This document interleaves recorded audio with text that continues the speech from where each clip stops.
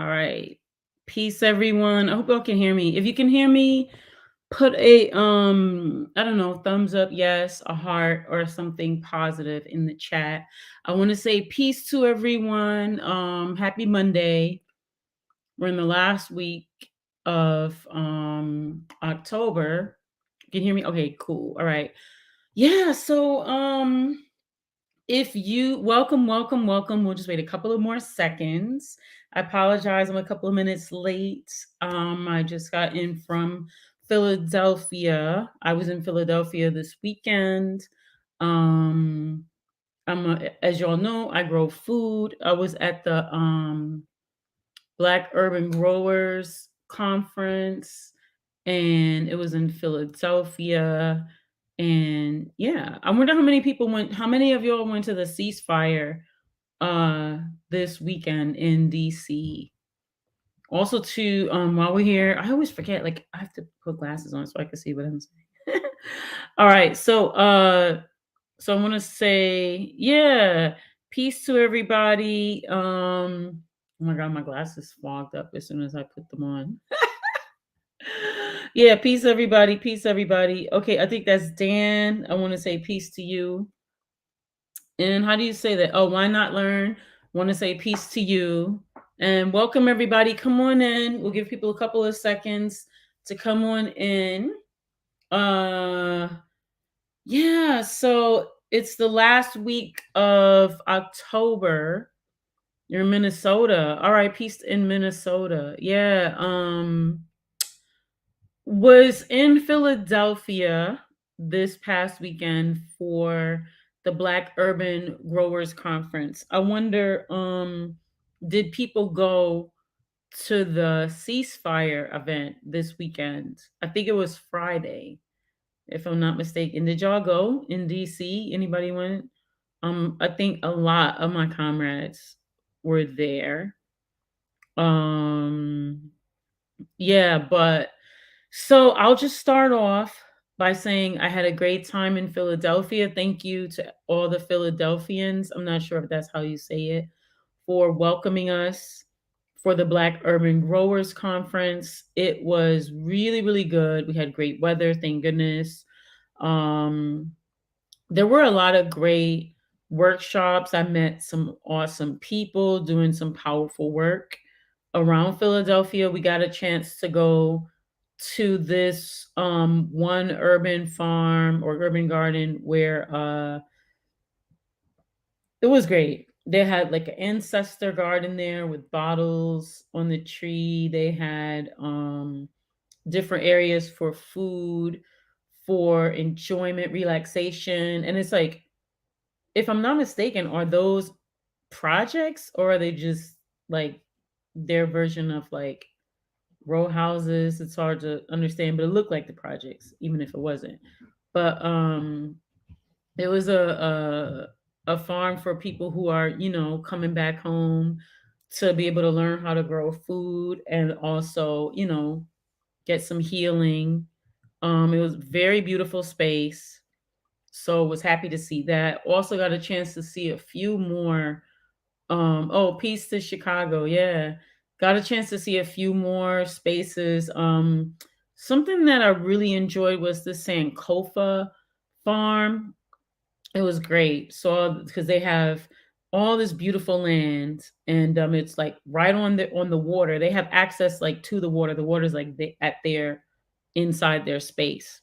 It's inside of I think it's like a state park or something. But it was great because you could just like go there, be by the water, be peaceful. Got a chance to hear from their youth who said that it's like a refuge for them.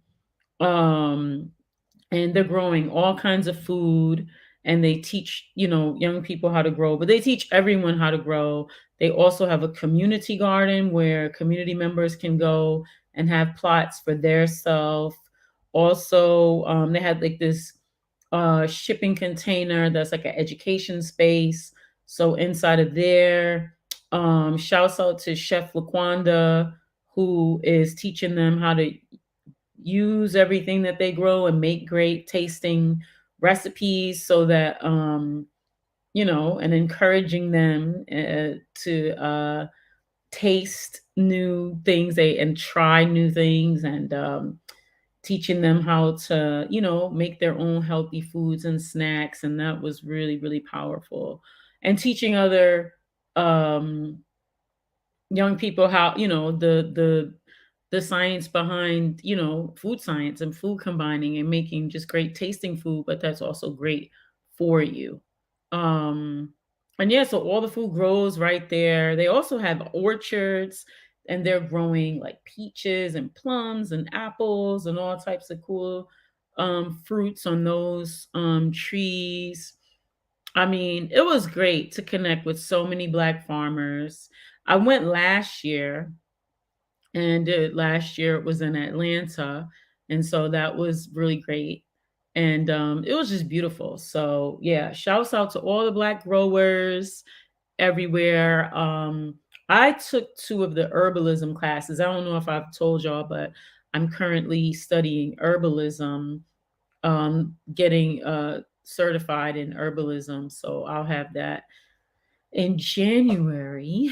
And so all year I've just been taking every extra herbalism class, workshop opportunity that I can.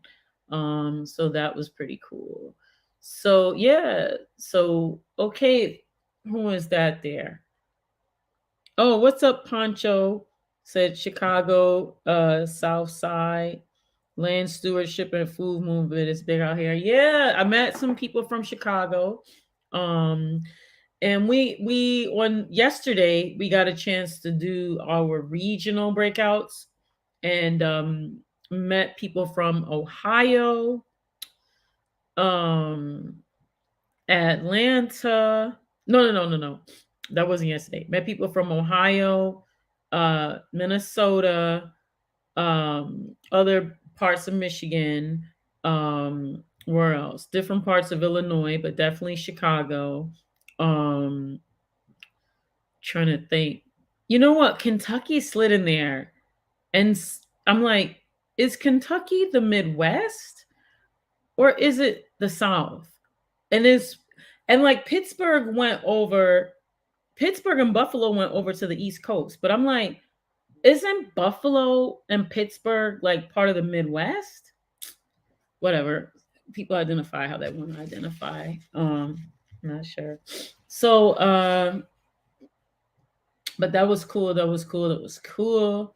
Um yeah. So shouts out to the Midwest and people growing food in the Midwest. So with that, I had a great time meeting other Black growers.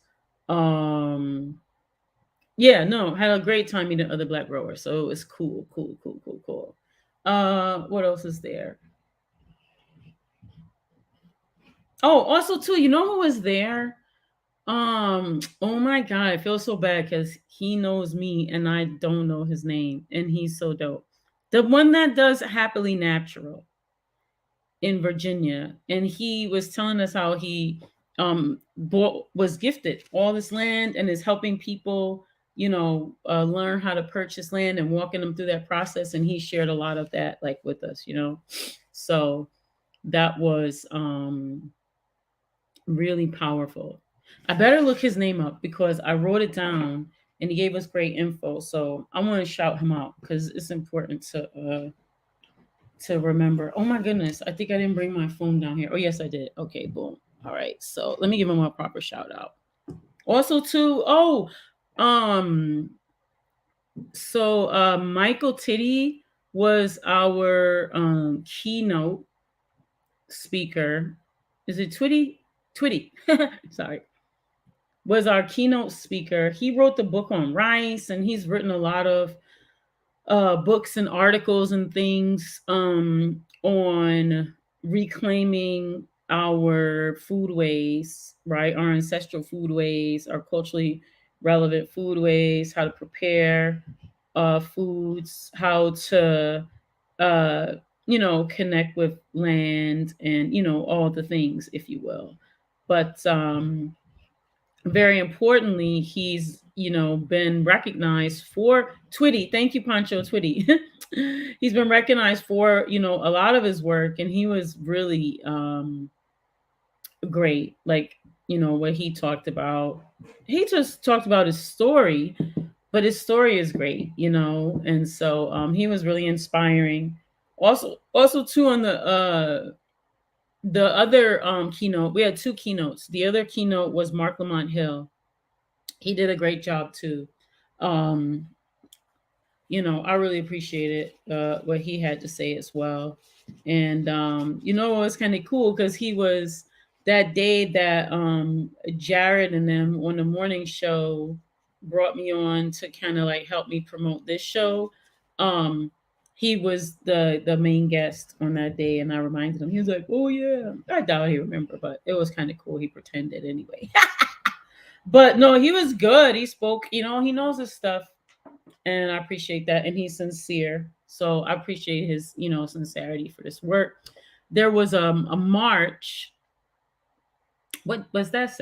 On Saturday in Philly. Who went to the march on Saturday for Palestine? If you're in here and you're from Philly, peace to you. And yeah. So with that, I started thinking about the different things I wanted to talk to y'all about.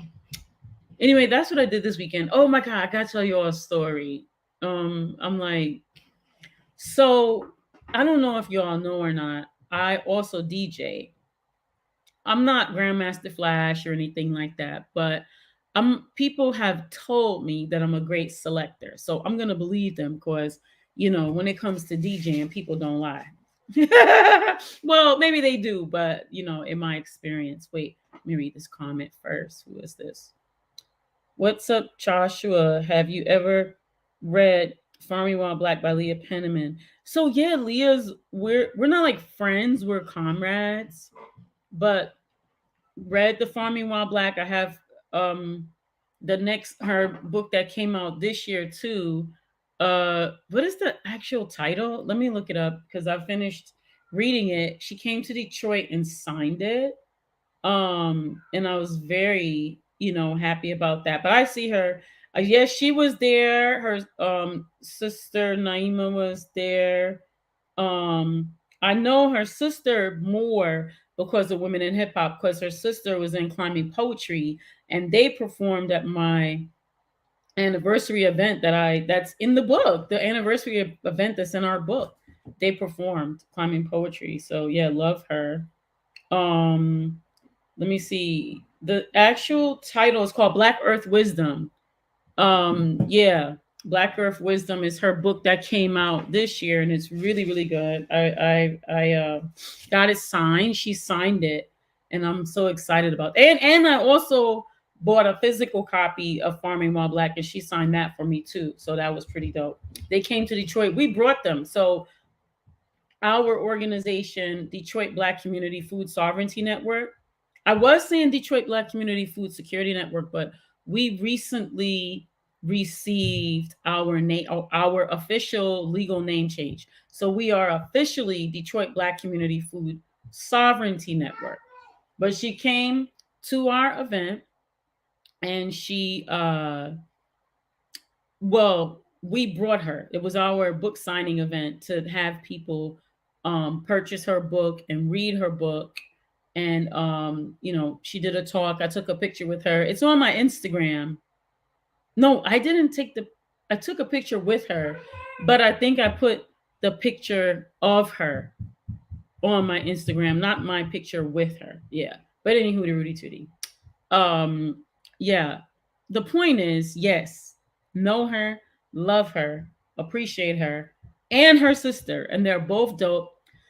They have lands in, is it Albany or upstate New York, called Soul Fire Farm. And if you want to learn about how to connect with land, heal land, grow food, or anything connected to that, or stay on the land, or do a retreat, or do a learning journey, they offer that at Soul Fire Farm. So it's a great space to do learning, and they're so dope. I love them. But yes, I got a chance to see them for these past 3 days and spend time with them for these past 3 days. Um, Who else? Yes, they have trained lots of folks. So I gotta tell you all a story. All right, so story time, story time. So I started DJing about I started like actually DJing, like officially, like where I actually call myself a DJ. Um uh when did I actually start doing that? I think it was like probably like 2018. I think around 2018 I started, yeah, 2018 I started DJing. 2019, um there's a space, Willis Show Bar here in Detroit, and the owner asked me to create a night because I do events, and a lot when I do events, I have, a lot of people like to come to my events because they're very culturally, enriching. And so he asked me to use, my cloud, I guess, to do this weekly event. So I was like, okay, I'll try. This is a very small place.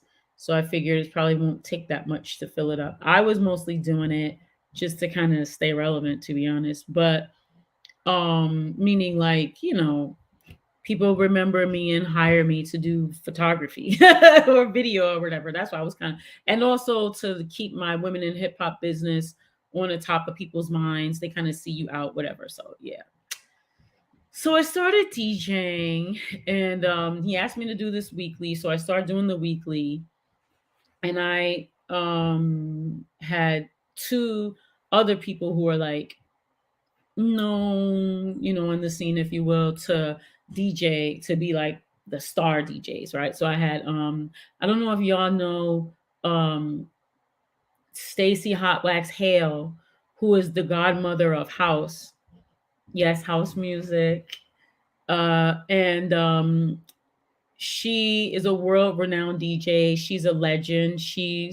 Uh been she is one of the pioneer DJs in house from the 80s, and she is just an incredible person. You could look her up. She just was inducted into the is it the African American Music Hall of Fame in Nashville. She has won this Lifetime Achievement Award. There was a mural that was just painted about a couple months ago. We're gonna do an event for it, but it's on our main street here. She's a big deal. So she was our actual. I had her be our actual like feature DJ. You know what I mean, for the night. And then Drake Pfeiffer, who has Urban Organic. He does a lot of events. He went to Morehouse. He so HBCU fam. He you know, d- uh, brings Eric Roberson a lot. I went to Howard with Eric Roberson. Um, he he produces mostly neo soul events. He's a great DJ, and Hot Wax Hale has taught me how to DJ. He has taught me how to DJ. DJ Los has taught me how to DJ. So I've had some great teachers to help me learn how to DJ. But from that, so we start doing the event, and it's going okay. It takes a minute. Oh, I was the opener, but I wanted to open because I I like to do eclectic stuff. Like I was doing a brunch at this place called Trina Sof, which is downtown, right at Easter Market, and it's a record store and a cafe and a gallery and an event space like I used to own. But it's got a nice, like, eclectic, kind of artsy fartsy kind of crowd. I'm into that, to be honest. I like stuff that's kind of interesting, and like I like variety, right? So I was spinning that, and the what I like to spend is I like to introduce music to people because I like DJs that introduce me to music. I don't like to hear all my things I've been hearing forever and ever and ever. Like that's boring to me. No shade, it's just boring to me. I don't want to hear the hits and all that. I mean, it's okay, I pretend to have fun when I'm out with people. They're like, if I hear a hit, I really don't want to hear it for that long. I just want to hear like the little best part, couple little 15, 20 seconds. I'm good. I don't need to hear like the whole thing. I'm having fun.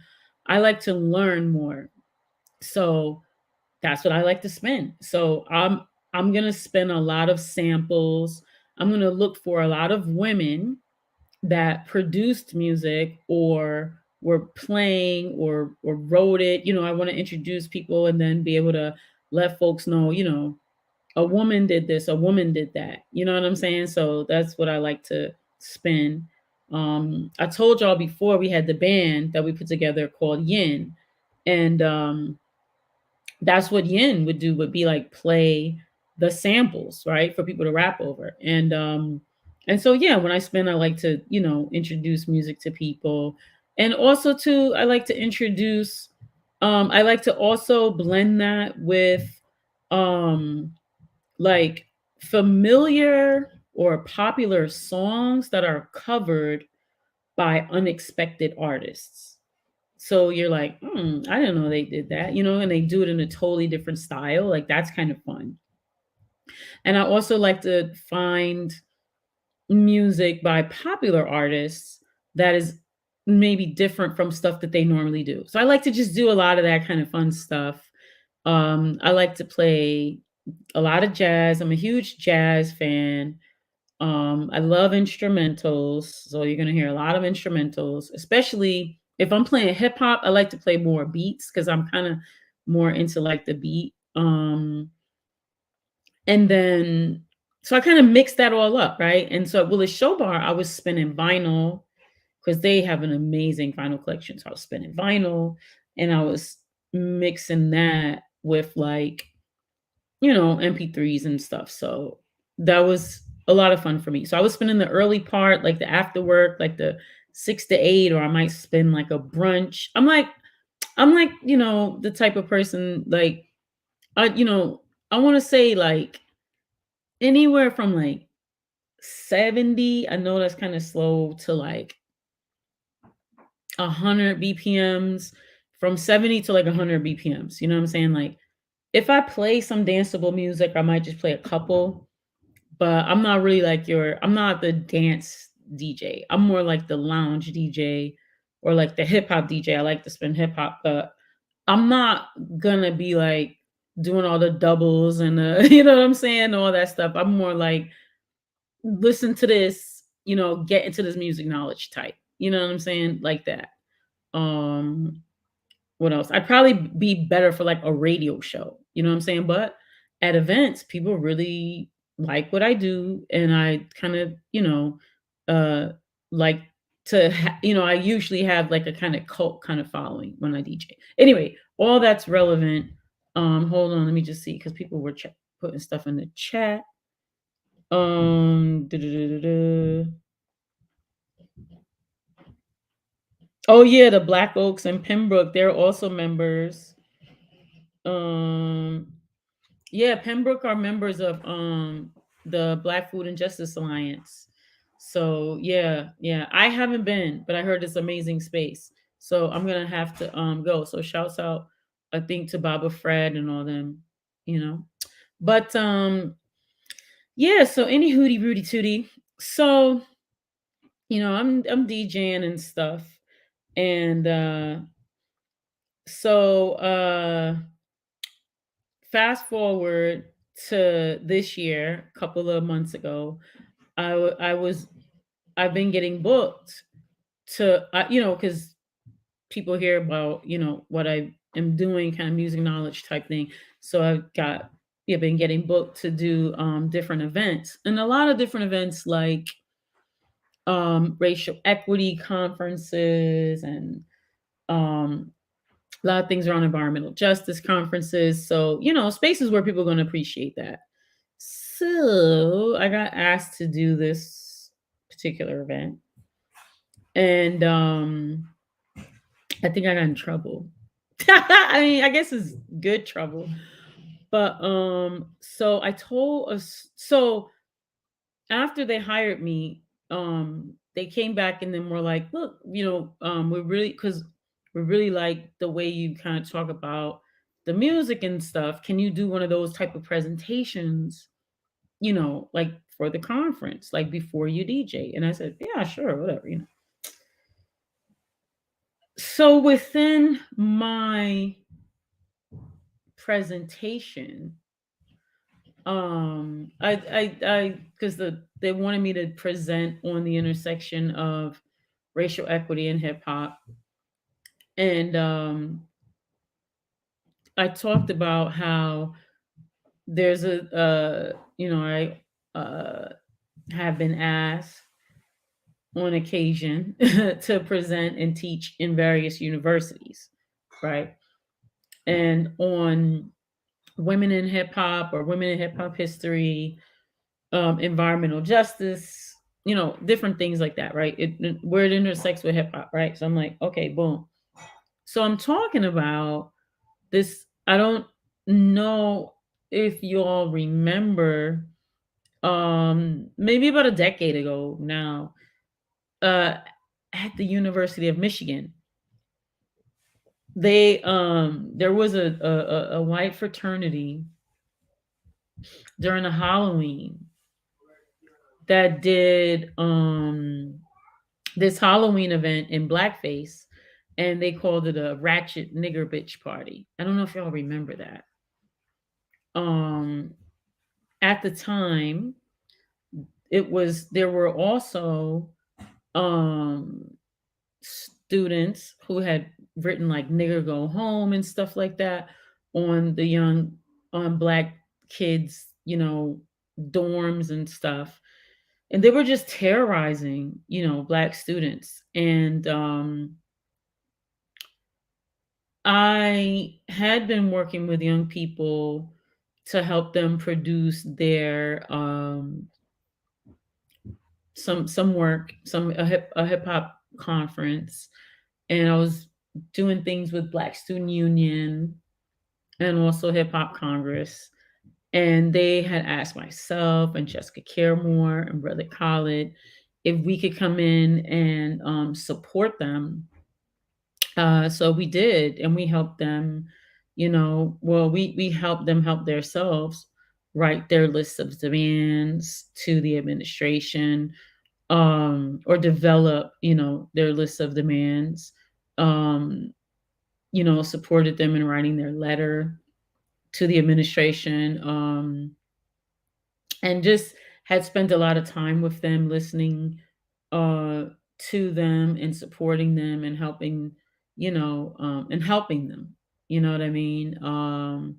Navigate that and helping them to know that they had support to push against administration, because it can be a very alienating and frightening thing to be a young person and do something like that. So shouts out to them. But I told about that, and I talked about how U of M was a leader in the fight against affirmative action, and how the student enrollment had just been doing like a nosedive, right? Talked about all of that. So after the whole thing, the not sure their title, but let's say the person that hired me, who's a high up exec, came to me and was like, "Oh my god, U of M is our sponsor." I shouldn't be laughing, but I was like, "Okay," like they know they're racist. But anyway, it kind of turned to a whole thing, and I think they were very nervous, or are very nervous. On the one hand, I'm, I'm like, we were talking about racial equity. You know what I'm saying? Like, you know, they're giving you money because they're trying to absolve themselves from their legacy. You know what I'm saying? At the same time, I'm like, I get it. It's your job, whatever, but you've been there 20 plus years. You're doing racial equity. Like, this was racial equity. You should be able to name at a racial equity conference racism, right? Like, isn't that what it's for? But yeah, so it was a whole thing. But anyway, that's just a story. That's how I entered my weekend, because that was the middle of the week. And then I guess After that, um, that's when I went to Philly for the Black Urban Growers Conference. So, let's see. What did you say? You said that story could be for many years, sadly, right? And it could be for many years, sadly. So yeah. I think um yeah, it's disheartening, you know what I'm saying, and painful that there's a need to be careful. I don't think there's a need to be careful. I um feel disappointed that a leader in racial equity feels they need to be careful talking about racism, institutionalized systemic racism, right? Because the conference is about dismantling it. So they're not going to lose their job. They're okay. Their person that is their boss or whatever, is like, yeah, it is what it is. So they'll be okay. Um And what's interesting is the person that was there from the university that was representing the university came up to me afterwards and was like, "How can I help the students?" And I was just like, "I don't even think that's your role, you know? Like, I think your role is to go do that work with the administration and like the things that the students obviously can't do, right? Like, that's your role. You know what I mean? So, anyway, we had a good conversation about it. So, it is what it is, you know what I'm saying? Like it is what it is. So, but long story short, that was how I entered my weekend. And, that is that's really interesting. So anyway, I just put that there. Want to say shout out to a new member. I guess it's Princess. I don't know what that is. But so we're talking about the book, right? So I'm gonna go into the book. I hope you guys are doing well. Hope you had a great weekend. If you didn't, then I hope this coming weekend is even better. There's gonna be an eclipse. It's supposed to be a pretty strong eclipse. So I wanted to talk more about the book that's kind of relevant because a lot of what U of M brings me in to talk about. Oh, I talked about how I usually am asked to teach inside of these hip hop history classes, departments that are inside of the African or Africana studies or African American history uh, departments, programs, and things. Um, yeah, but any hootie rooty tootie. It's just an interesting thing. Um, I was talking more about like how the book. So we're reading the book Women Rappin Revolution, written by Dr. Kelly Hay and Dr. Rebecca Ferrugia. And it's basically hip hop and community building in Detroit. And it talks about our story about a movement that I don't know if the proper term is help create, but we're a part of. And I be in the, so this is number 4. And so in 1 through 3 so far, I've talked about my experience with owning a space. I talked about the trauma that I experienced around being a Black woman in Detroit, owning a space that was resisting against all of the forms of oppression and creating a safe healing space using arts and culture um, to uplift ideas about what it would look like if we care about environment and like actually do these things to end um the trifecta, um and what that looks like for women to do that who identify as hip hop artists, and what it looks like for us to not allow misogyny to set our own standards, um and to do that using hip hop, right? Like through dancing and beat making and DJing and making healthy food and learning and doing art, visual art and sharing and all the things. So I talked about how the community got together and put their money to the white business community got together and you know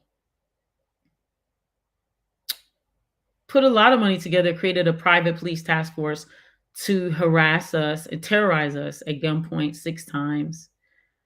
How my ex-business partner was negatively pressured and influenced to help them destroy the business, and what we were creating for the community. I think I talked about how it dismantled, how we had built all this stuff, and it kind of dismantled the trust that we were building, and all the resources that we were building for our community. Um, and this is all, if you watch 1 and 2 and 3, parts 1, part 2, part 3 of this series, you'll hear the sort of details of a lot of things if you want to.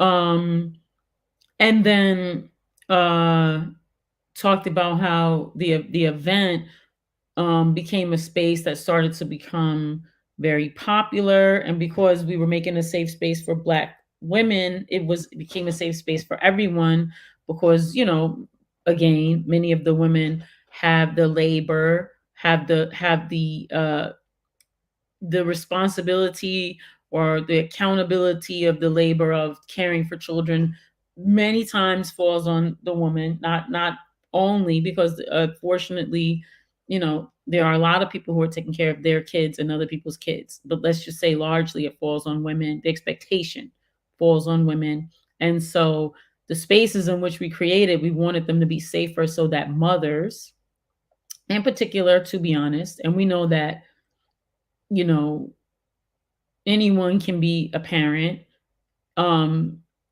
and many times mothers are tasked with doing the parenting, right? And so we wanted it to be a safe space where mothers can bring their children, right? Um, and because I always thought about growing up, and what I appreciated, what I feel really contributed, is not only one thing, like many things make us who we are, but I think that's something that I really appreciate about the family and the culture that I come from, is we used to have lots of family parties in the 70s. And I miss that. It was like this intergenerational space. And that's why I say, when I say, oh, I officially started calling myself a DJ in 2018. But if I think backwards and I think about, narrative and this kind of thing, technically I had been DJing most of my life since I was like 5. I remember my very first vinyl record my father bought for me. Rest in peace. It was the Rufus 45, and it was Tell Me Something Good, if you know about Shaka Khan. And the song on the other side, which I'm totally forgetting in this moment, you could look it up on YouTube. And it was hey, I can't remember what the song. If you could look it up, but the song on the other side was actually the song he was buying. But I really like this Tell Me Something Good. And I used to play this song. I thought as a 5-year-old, I had the close and play record player. If you know anything, there was this plastic record player for kids. It was a close and play type situation. It had records that you played on it that came with a book of, like, I don't know, Cinderella or something. And I remember putting them little records away, them little plastic records away, and putting on that Tell Me Something Good. And I got that for like, yeah, I got the clothes and play for my 5th birthday. And I always thought that my dad bought me that record. But right before my dad passed away, I asked him, "Don't you remember buying me that?" He was like, "I didn't buy you that record." He was like, "I bought you the record player." He was like, "You were just playing that record." I was like, "Oh." But it was funky, funky, funky. But anyway, oh, my DJ name is DJ Peace Pipe. I know. But it fits because the sound fits, and yeah, is my name and whatever. But that's my DJ name.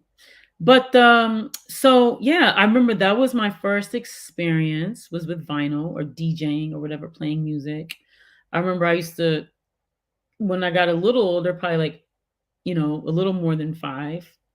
I was I was probably younger than 5. I think I was like 4. Anyway, I don't remember. I was little. I was a widow playing that. And then I remember a little bit later I was playing stuff like the Spinners.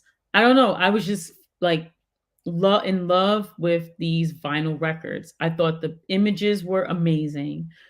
I love it was so beautiful to me. It was like these beautiful black people with afros, and they were just dressed incredibly, and they were sometimes very simple, but it was very deep to me, like the images.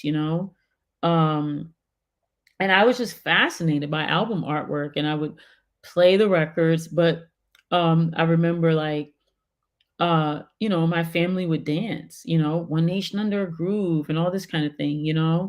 A lot of my records were 45s. I was very into 45s with very dense 45 collection.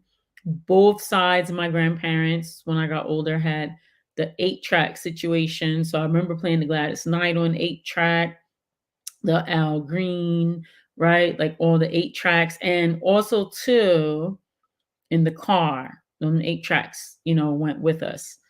Any hootie Rudy Tootie. I just remember from being a widow how my family would always be like, ask me about playing music. And at all the family parties, I would play the records.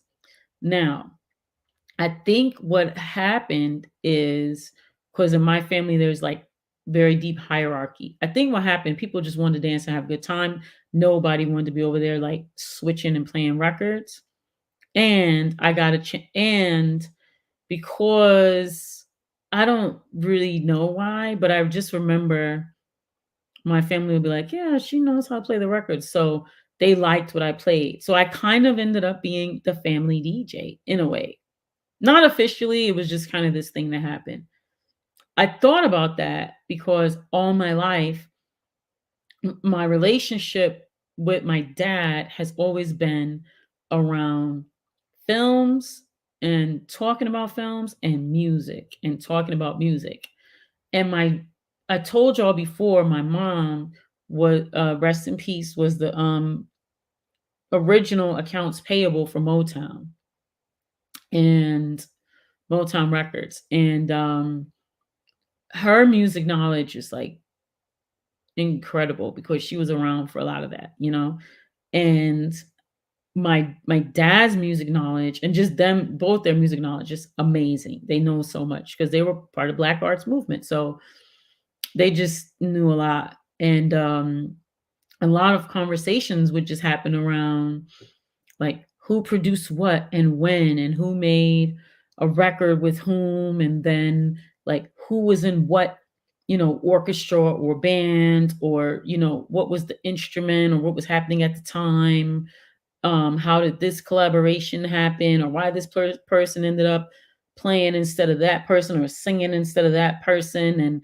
And there were all the things, this one wrote the song first and then that one came in, this happened, they wrote it for then, blah, blah, blah. But anyway, they would know like all this stuff, and that would fascinate me. And we'd be listening to the music, and a lot of times it was instrumental because we're listening to a lot of jazz and stuff. But a lot, it was like fascinate me, because I'd be like, it was like a trip through time. It was like you went in a time capsule, and you would just like listen to all these stories. And I just remember being just captivated by, I don't know, it was almost like going in time, like I said, like just going back in time and just being able to see and hear and experience all of that. So I think I think, obviously I bring a lot of that into um my current experiences that I do now, things that I enjoy. But any hooty Rudy tooty. Um I don't even know why I was telling you all that. I kind of went on the rampage. I started talking about my parents, rest in peace, and I get excited. But in the other episodes, I kind of went through a lot of those stories and talked about the beginnings of um this experience that we had in doing this work here, to you know the things they're writing about, right, are our experiences. So I want to read this part. I think it's kind of interesting because,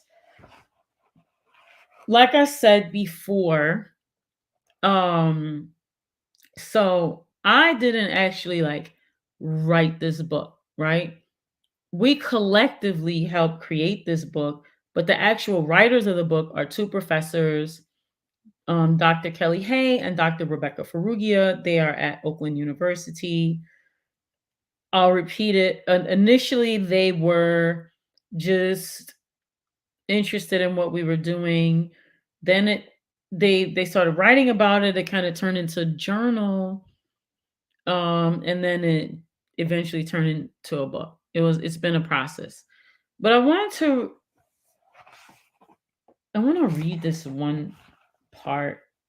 And again, this is when you get the book, if you go to the description, inside the description, there's a link to purchase the book inside the description. Um, but if you have the book, and you go to page 59, under negotiating genderqueer identity formation, there is I guess it's a chapter. It's hard to understand because they don't like use numbers and stuff, but it's called White Women's Shit. So I'm gonna do some reading.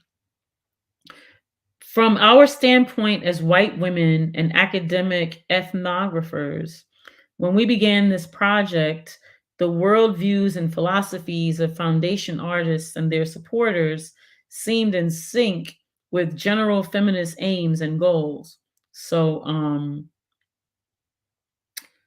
the event was called The Foundation.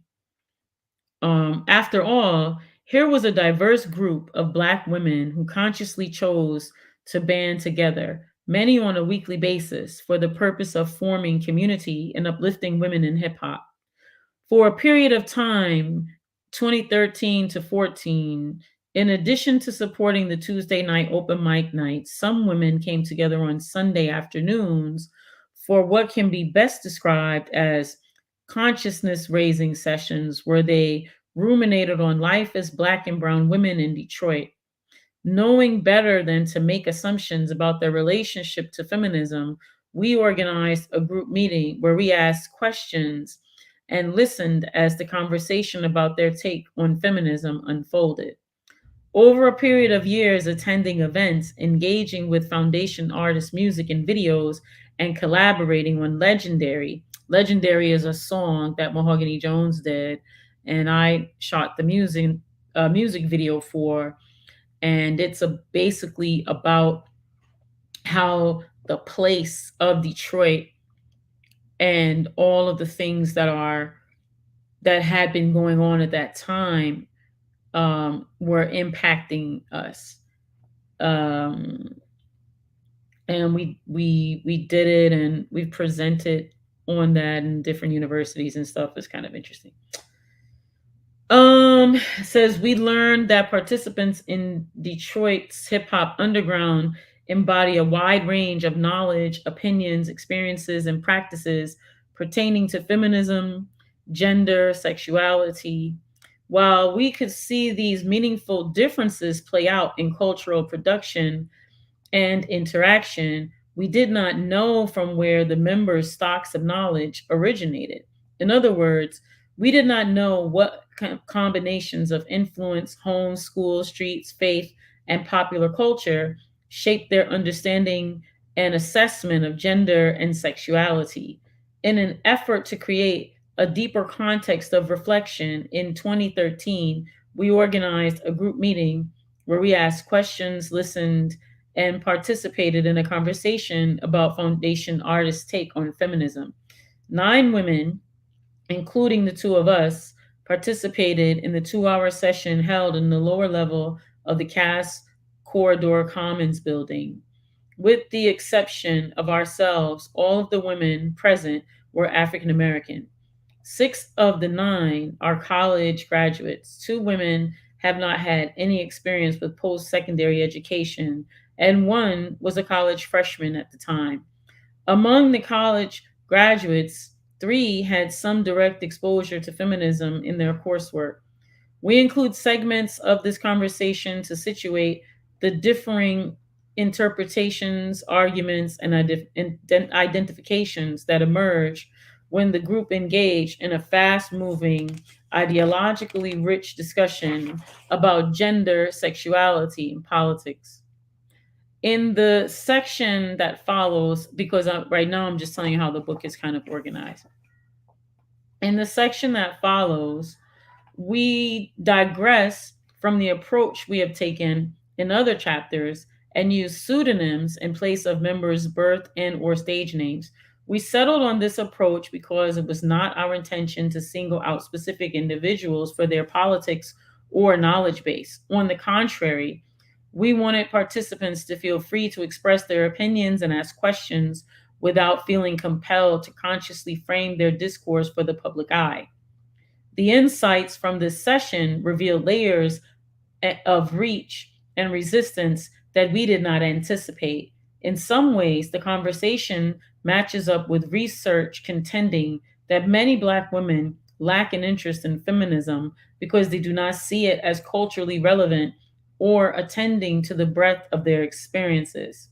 In other ways, the conversation differs the conversation offers alternatives to feminism as sites of learning and identification. Peace, Harold in Cincinnati. Um, oh man, that would be great if you have students read the book. It'd be dope. Maybe we can do a discourse with your students. We began by asking, they're talking. We began by asking, what's up with feminism in hip hop? From the get go, the responses varied widely. Without hesitation, okay, remember they're using pseudonyms, so these aren't people's names. So they're, yeah. So without hesitation, Phoenix remarked, all the cool hot chicks in New York are feminists. To which most in the group responded with a laugh.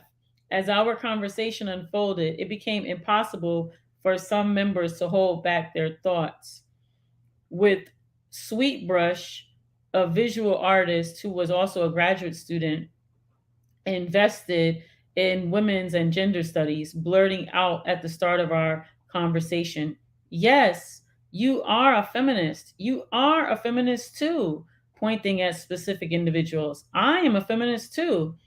Immediately after she made this claim, another woman, Specs, chimed in saying, I don't know what feminism is. I just don't. Women hating on men?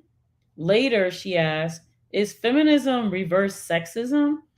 Like we in the foundation are going to do it better than men?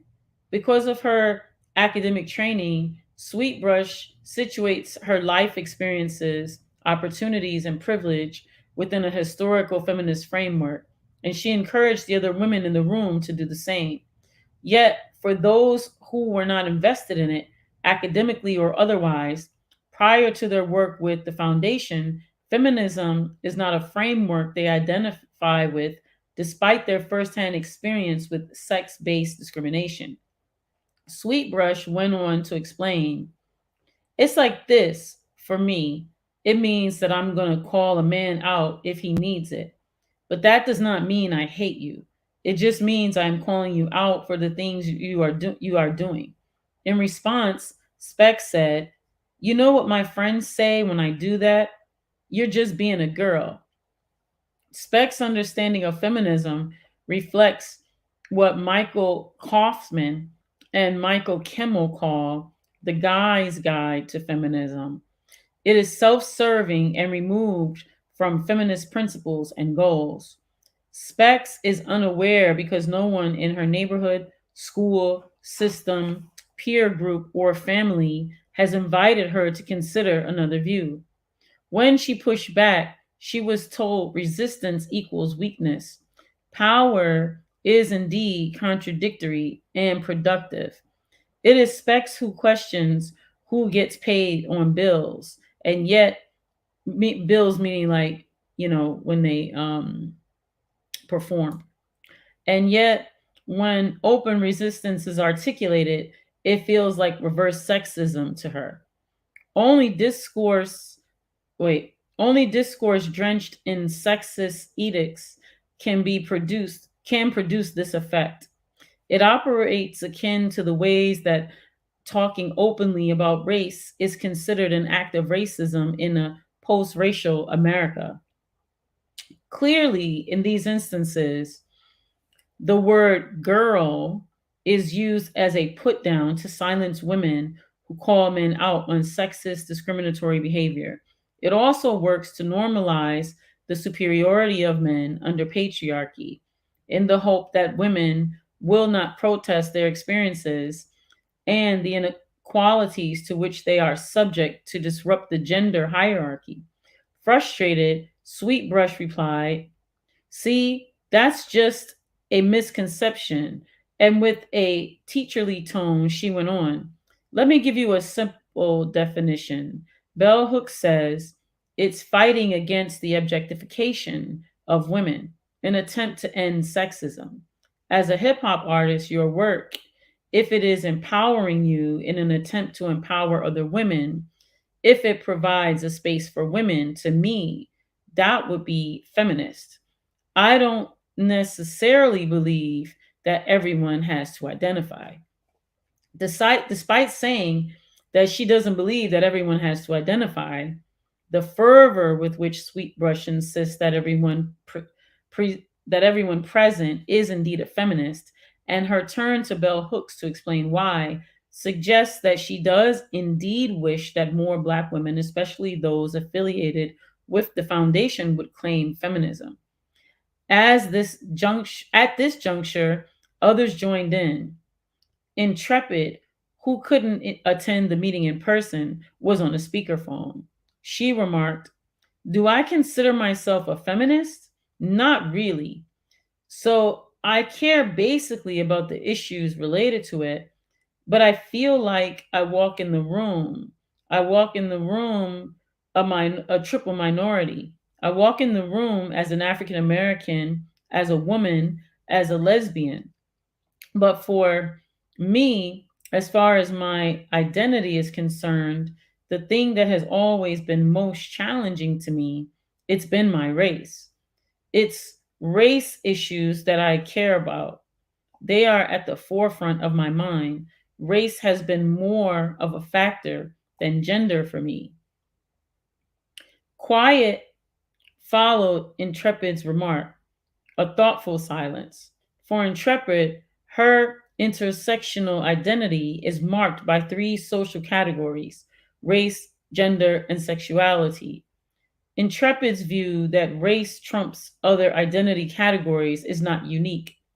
Patricia Hill Collins has also identified Black women's proclivity to conceive of race as more immediate than gender in their daily lives.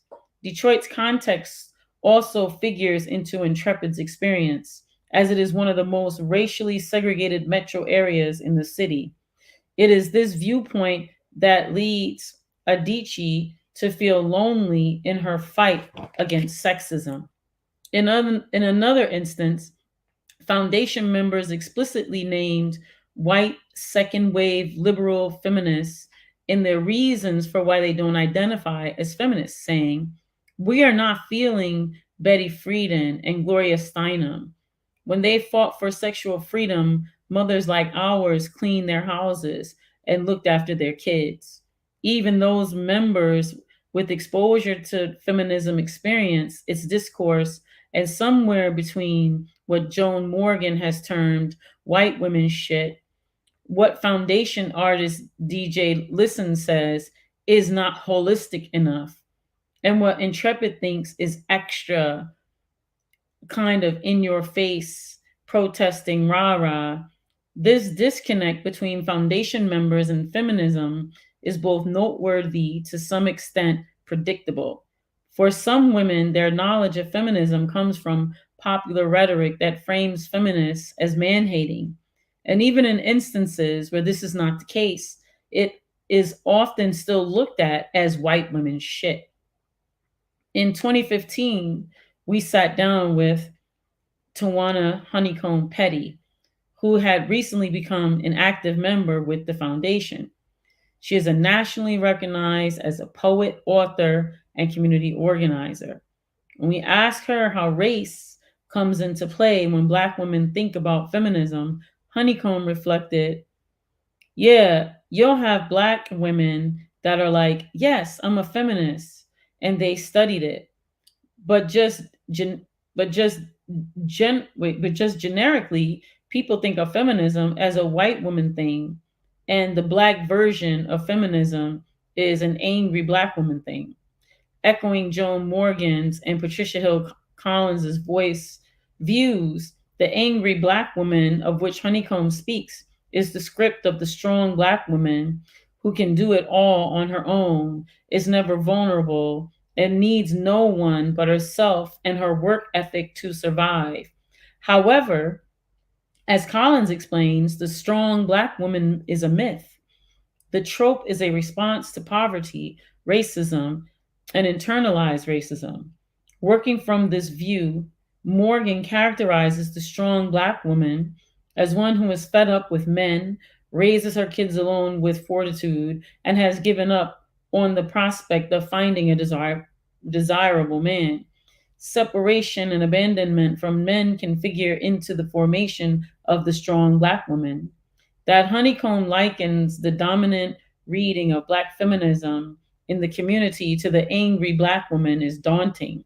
Angry is not unexpected. That feminism is connected to the lack of vulnerability is more problematic. Interpreting why Black women who claim feminism do so despite its negative association with the angry Black woman script, she explains. What she say? Oh, she explains. There's more power in standing up for the angry Black woman than there is for almost isolating your race. You're basically saying there isn't a man out there that could do anything you could. I got all this shit together. The only thing I needed the only thing I needed him for, if I needed him, is for sperm. Black men think they are losing their power. The irony is a lot of Black women, in attempting to take your power back, are like, damn right, I'm an angry Black woman. Honeycomb questions how anger, strength, and feminism become synonymous. Working through men's responses to feminism, she says, they use the feminism word like hoe to make it a negative thing.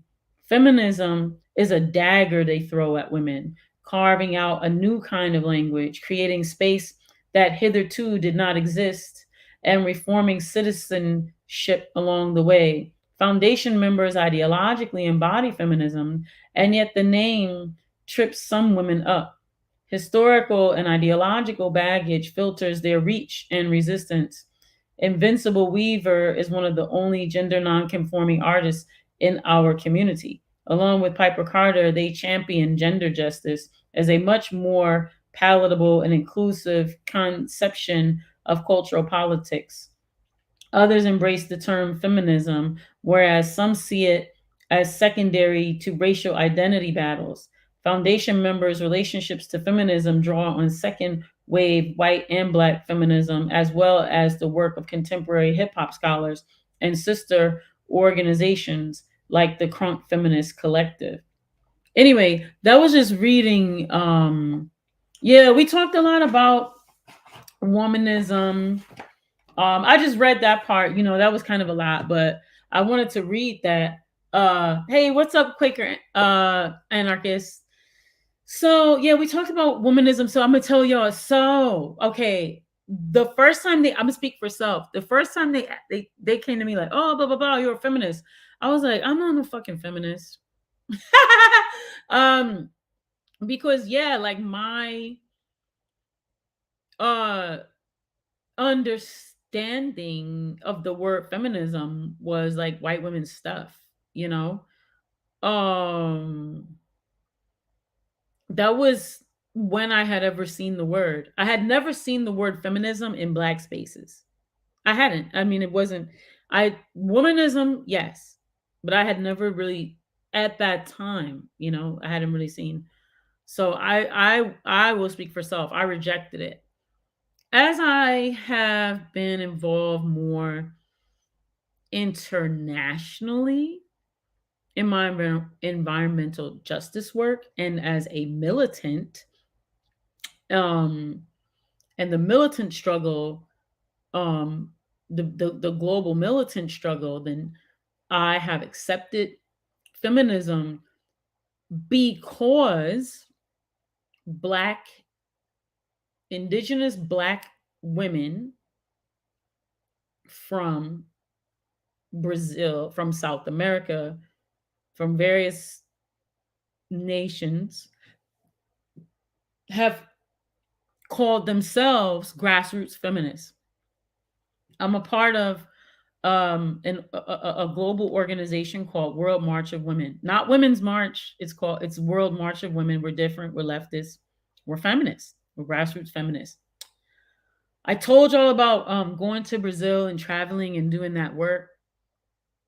Um, I'm a part of Grassroots Global Justice Alliance, and we, meaning the collective we that are part of World March of Women, have created what's called the Berta Cáceres Feminist Organizing School, or International Feminist Organizing School, IFOS.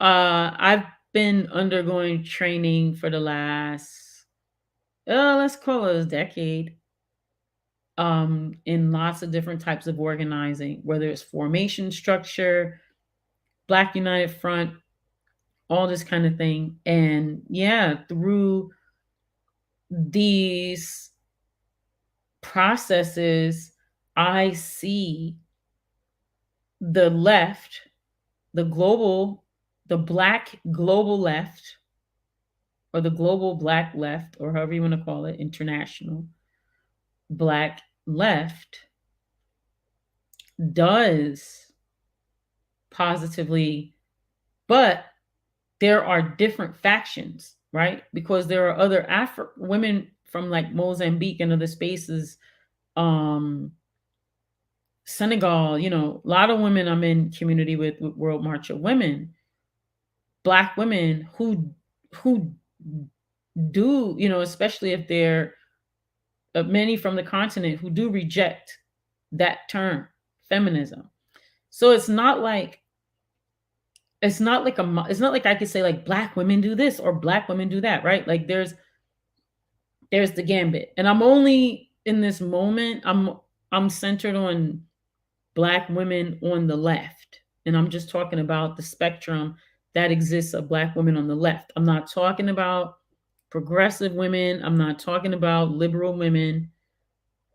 That's not what I'm talking. I'm talking about the black left and the spectrum of black women on the left globally. Go all the way from rejecting the term feminism to 10 toes down, I'm a feminist, and everything in between. I will say that my position has moved in a sense where before I would be like, don't call me a feminist. I'm not a feminist, like total rejection. I accept the term now, but um I would say under conditions that we're talking about the same thing, right? Because I'm not talking about white women's feminism or first or second wave, right? I'm talking about a grassroots feminism.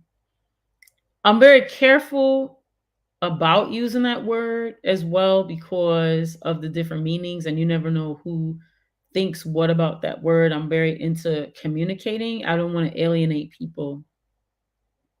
And there's a lot of people who will be alienated by using that word because of its tainted, marred history of being rooted in still in white supremacy and white women's bullshit. So so with that, if I'm with my World March of Women peeps and we're talking about radical black militant indigenous women, yes, I'm a feminist. But if we're talking about black excellence and talented 10th and you know trying to get Kamala Harris elected, no, I'm not. That's not what my feminism doesn't look like that. You know what I'm saying? No.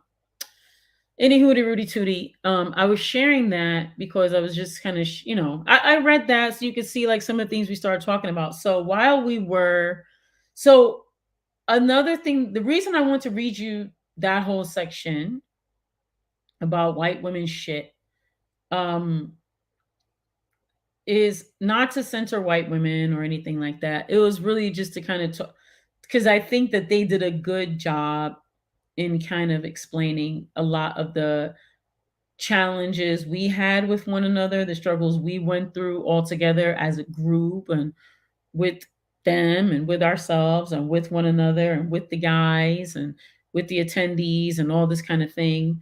And it was interesting because a lot of times, people would come to the events, meaning the weekly no misogyny open mic, and yeah, there were times that the guys were like, "Yo, um, kind of thinking it was like some she woman man hater thing because women uh were speaking on their personal experiences." And I say this all the time.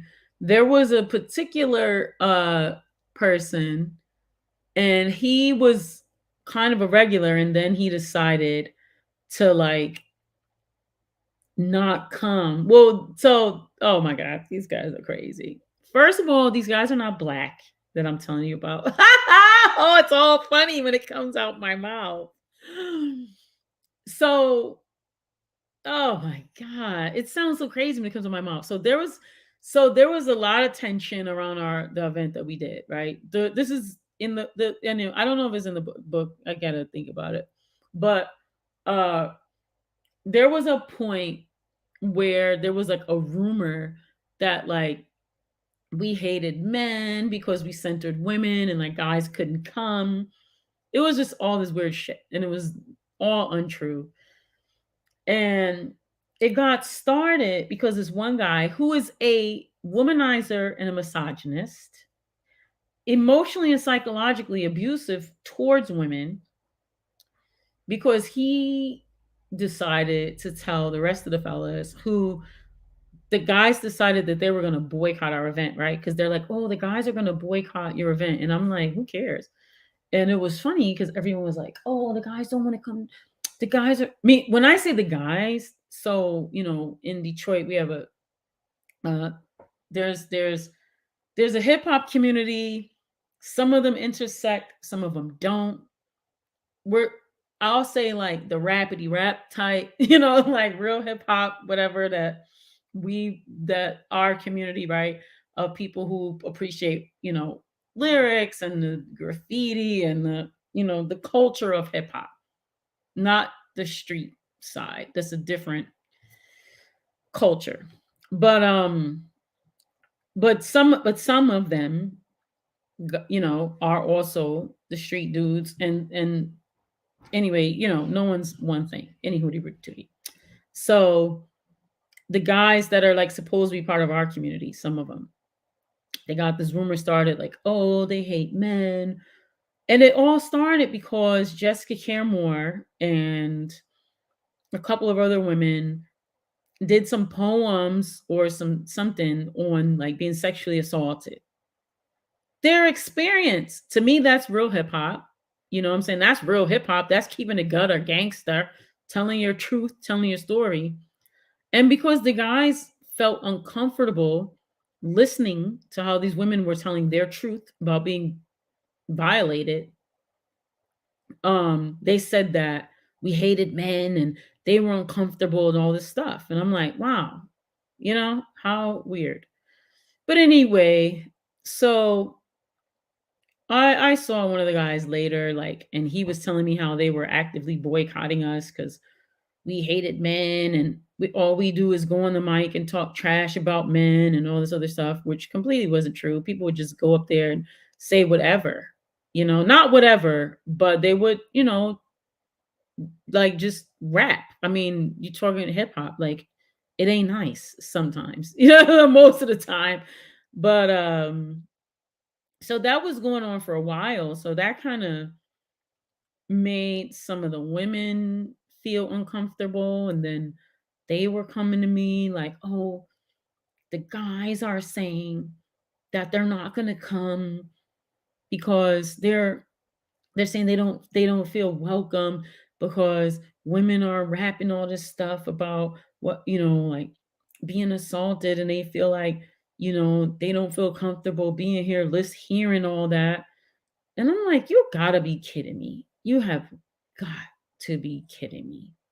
If we went to one of their little sausage fests that they throw in some raggedy ass place, loud, with the music banging all over the place, assaulting us in the lyrics, disrespecting all that. So we're supposed to go like that. So we're supposed to go listen to that for like hours and hours and hours and hours and hours and hours and hours.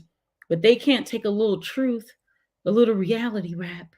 You know what I'm saying? I'm like, nah, I refuse. But we would, we would, for that reason alone, I welcomed having those conversations that she was talking about, right?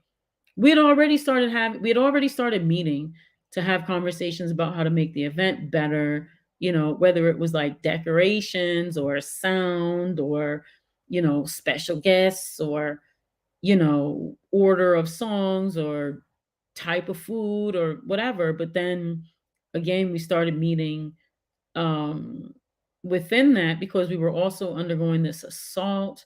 I mean, from the police and the community and all that. So we were trying to figure out how to keep our place and coming up with fundraising ideas. Like it was a whole thing. And I just remember being like, okay, uh, we also, so while we're working to dismantle the system of patriarchy, or while we're working to have, more people buy into this idea about supporting women, right? And it was centered on the idea of, buy her music, come pay her, to see her perform, hire her to do a verse with you or make some music with you or buy a beat from her or pay her to DJ or pay her to open for you or whatever. We were the idea is that we want more women, right?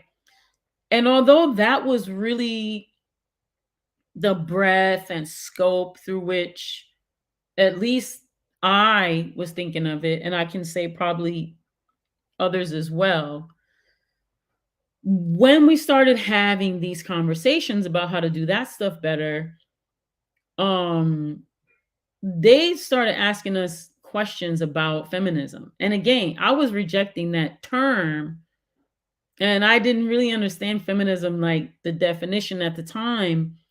But in hindsight, yeah, we were fully embodying, and we started reading together. Like, we started doing more readings and analyzing what we were reading and thinking about what we were reading and struggling with what we were reading. And and applying what we were reading and thinking about like what that had to do with what we were currently experiencing, and how to shift and transform culture. Like all of that was all happening in real time. And so the pushback was like, we had, well, or the thought process around the solution was like, yeah, we've got to dismantle these systems of patriarchy, white supremacy, capitalism, and yeah, we want men to be transformed, but we got to transform ourselves, one another, and our people. Meaning, at the time we're thinking of women, and of course, we're all learning, we're thinking about gender and what that looks like. And yeah, for me it was really like gender justice, right? Because everyone doesn't identify, right, like as a woman, right? Some people identify as femme, some people don't believe in gender, some people, are gender non-conforming, right? Some folks are identify as trans, right, gender. Some people um are, not thinking of gender, you know what I'm saying? Some people are fluid. So we also were having those conversations, like what does it mean for this to be a safe space, and what does safety look like, and what is that, like how does that look? And that's what we really struggled with. And so for me, I would say one of the biggest lessons that I don't say I learned, because that means like I got it all together. I'll say that I shifted my position from strictly being just centered on women to what I would say, um, looking at how we, yeah, I say dismantle the patriarchy is more accurate to where I look at it now, right? And I would say the negative aspects uh of self, right? Negative toxicity and negative aspects of self, right? Because what I also experienced was women practicing negative aspects of self, whether it's trying to please men, or being afraid to fully live in one's power, because there's a fear that they are not powerful without a man, right? um Women attacking each other for, you know standing for feminism, or women, not wanting to stand on the side of women and being afraid to be, in that, or having ideas like that, supporting women is hating men, like all the things. And it was like, yeah, we're dismantling systems of patriarchy, but we're also learning how to actually live in our power, and like wrestle with that and struggle with that with one another, and like what does that look like and what does that mean. um so anyway, I feel like the book kind of touches on that a little bit, but it's just, I want to go to these comments here because I love to like connect with y'all. uh so I really appreciated the militant suffrage organizer and Quaker Alice Paul book, How Long Must We Wait, Mr. President by Tina Cassidy, showed some of the labor and grassroots versus bougie white women shit. Hey, what's up, Breaking Ground? Thanks for sharing your journey, Piper. Always interesting. I'm listening, but cooking got to stir the polenta. Yeah, because the polenta will stick to the bottom if you don't stir it. I remember Jessica Cameron's hidden poem about uh right, about a gang, on a root CD, and my boyfriend at the time being uncomfortable with it. I think that's the one, perhaps. I mean, yeah. I mean, and again, I don't want to sit here like, and peace, Vicky. Thank you for joining. And you too, Breaking Ground. And you too, Quaker Anarchist. I don't want to sit here like I got all the answers. I'm just sharing um what I've lived through and my experiences in uh creating a space for my community that centered women in hip hop as we're in this 50th so-called anniversary of hip hop. Also want to encourage folks to get our book, Women Rappin Revolution. You can watch the other episodes of this series about the book. This is number 4. There's a 1, 2, and 3 that came before this, and I talked a lot about my journey um, with all types of stuff, like in building this inclusive space.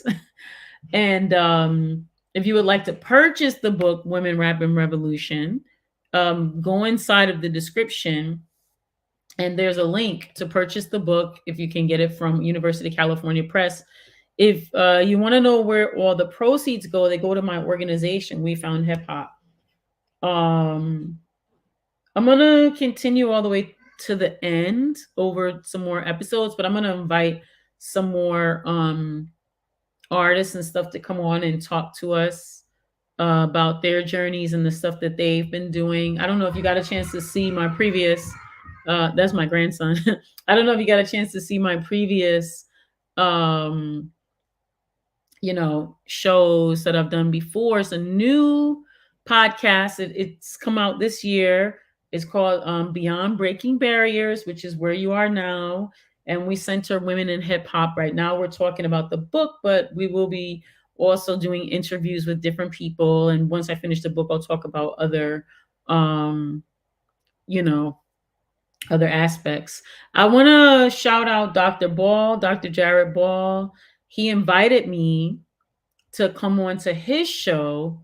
And he's going to interview me. I'm so excited about that on November the 9th at noon on Black Power Media. So put that in your calendar. Um, what'd you say, Yipper? What's up, Yipper 99? You said, speaking of polenta, off topic question, does anyone break their pasta? When you say break, do you mean like before you cook it, like break it so it fits in the pot? Is that what you're talking about? If that's what you're saying, I don't. I used to till I went to Italy and learn how to do it for real. But now I don't. But I used to.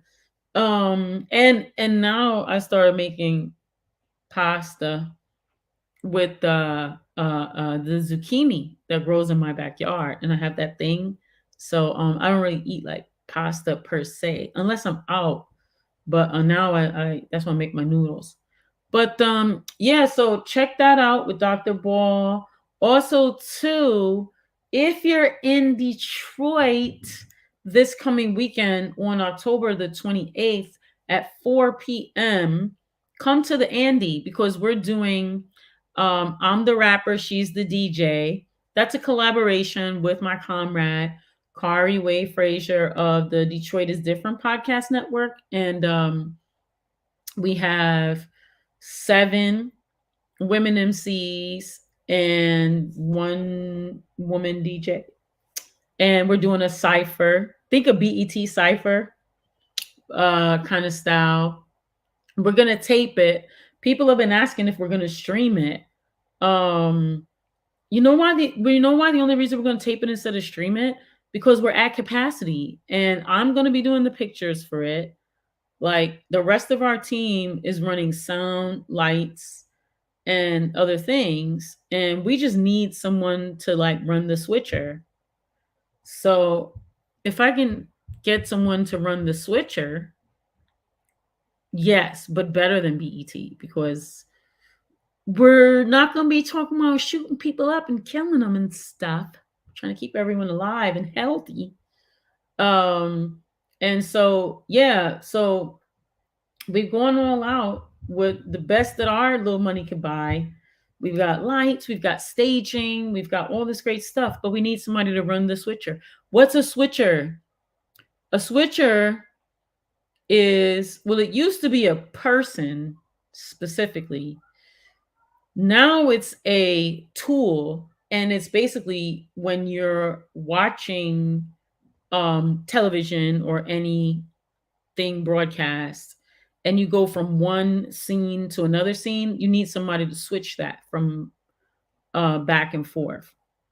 So we need someone to run the switcher machine to flip from this one to that one to that one to that. Like we need someone to do it so that when we do the live stream broadcast, they could, switch. So if you know anyone in Detroit, um, or if anybody wants to come to Detroit and run our switcher, we need somebody to do a switcher. If we can get a switcher, somebody to run the switcher, we have the equipment. We need somebody to do it physically.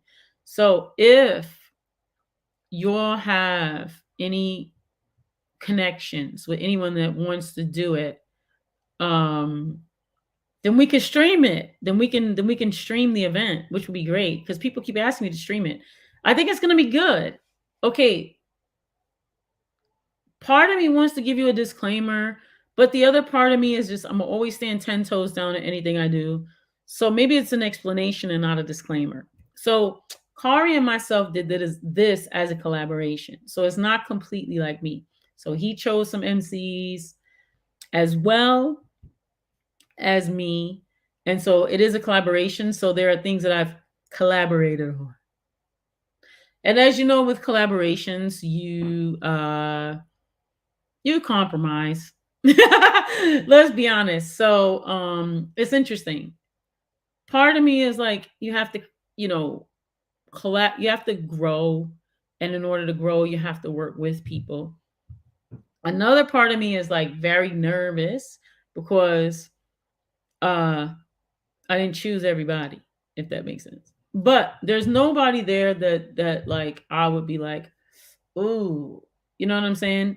So that's good. I would just say that I met two of them there. So we'll see. But there's 7 MCs, woman DJ. There's a promo if you go on my Instagram or the Instagram for my for We Found Hip Hop, my org. The promo's up there. But I so if you want to come buy a ticket, where do you get the tickets? Oh Lord. Well, go to Detroit is different. If you go on to Detroit is different Instagram, or if you go on my Instagram, I'm not doing good promo right now. You know what I'm gonna do? I got a phone. That's what my phone is for, right? To be able to go to things like immediately. So let me go here. And if you go we're gonna go over here. If you go to my Insta, let me go on my Insta, and you go, it's called I'm the Rapper, She's the DJ. There's the promo for it right there. I don't know if y'all see. Yeah, y'all can see the promo. It's all the women MCs for the commercial. You can go on there and see. So it's I'm the Rapper, She's the DJ. Where do you get these tickets? It's $10 in advance. It's $15 at the door. It says you could bring your whole family. Okay. And it's at the Andy Arts Center at 4:00. That's 3000 Finkel Avenue. Let me see. Where did we get these tickets? My goodness. Oh, I know what I did. Did I put it? Let me see what I put in here. Right. So it's a bit.ly link that's inside my Instagram. Piper Carter is my Instagram. So you go to there's 2 links. There's my link tree. You could go in there's 2 links. There's my link tree on my Instagram, and then also there's a bit.ly. So go to that bit.ly link to buy the tickets. What is the bit.ly link to? I might as well tell you all that. What link is this? Y'all are so patient, and I appreciate that. So it goes to an Eventbrite. So you could probably look it up on Eventbrite. And it's called I'm the Rapper, She's the DJ. Part 3. It's our 3rd time doing this event in I don't know how many years, X amount of years. Shoot, almost a decade now. Time flies, honey. But so that's our collaboration that we're doing together. It's going to be great. Guess what? Tomorrow I'm going to be at U of M. The reason that's funny, go rewind this video and go back to the beginning and you'll see what I said. But I'm going to be inside of Professor Stephen Ward's class. Shouts out to Stephen Ward. He teaches hip hop history inside of, what is U of M called theirs? Is it Africana Studies or African American Studies? But anyway, um, I'll be talking about the history of women in hip hop inside his class, which I've been doing for some years now. That's what my week looks like. And there's an eclipse. There's a big eclipse on the 28th, so let's get ready for that. Um, yeah, so other than that, I want to say you could like, share, subscribe this video, let people know to come here Mondays, meet me at 8 o'clock. I'm working on getting some powerful guests for us. It's kind of difficult because people are busy. So I've been working for months to get us guests, and gotta lock these dates down with folks. And so, what else is there? Oh, let me read this chat before I go. What did you say, Funk? From the University of Texas, Steve Ward. Tell him, is he from University of Texas? He could be. I know he's been at University of Michigan for a minute, but I will tell him that you said peace. And yeah. So with that, I'm gonna sign off. I want to say thank you to everyone who joined this evening. Thanks for listening. And yeah, look inside the description. There's all the links are there for all the social media. Their link is there to purchase the book. It's for if you want to support the channel, always support Black Power Media. We're asking people to go onto the Patreon to do that. And yeah.